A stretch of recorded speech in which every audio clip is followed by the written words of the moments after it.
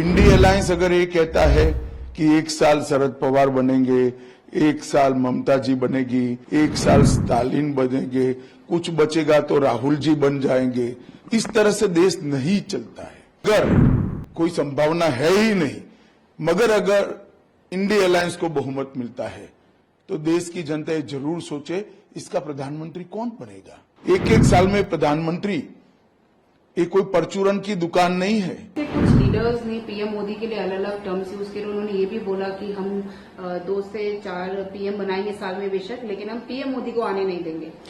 देखिए, इस देश ने 3 दशक तक अस्थिरता की कीमत चुकाई है।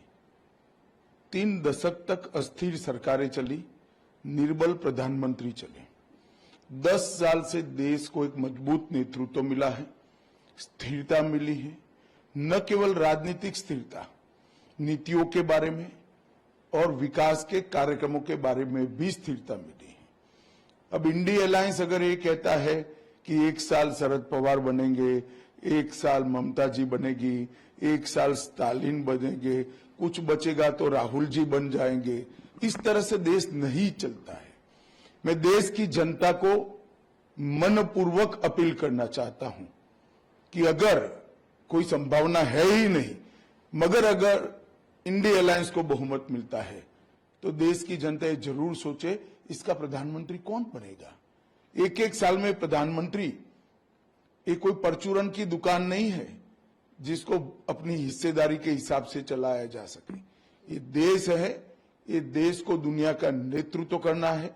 इसका नीति निर्धारण, इसका विकास, इसकी सुरक्षा की परिस्थिति, इसके अर्थतंत्र का विकास एक लंबे समय तक एक नीति के साथ सातत्यपूर्ण तरीके से चलना चाहिए और केवल नरेंद्र मोदी जी के नेतृत्व में एनडीए और विशेषकर भारतीय जनता पार्टी ही ये कर सकती है। 10 साल तक पूर्ण बहुमत की सरकार देश की जनता ने भारतीय जनता पार्टी और एनडीए को दी। मोदी जी को प्रधानमंत्री बनाया, इसके फल हमने देखे हैं। देश सुरक्षित हुआ है, समृद्ध हुआ है, नीति निर्धारण लोकाभिमुख और स्पष्ट हुआ है और दुनिया भर में देश का सम्मान बढ़ा है। मुझे पूरा विश्वास है 130 करोड़ की हमारी जनता तीसरी बार प्रधानमंत्री जी को मैंडेट देगी और बड़े बहुमत के साथ 2 बार जो मैंडेट दिया है इससे भी बढ़ चढ़कर बड़ी बहुमत देकर हमें जिताएगी।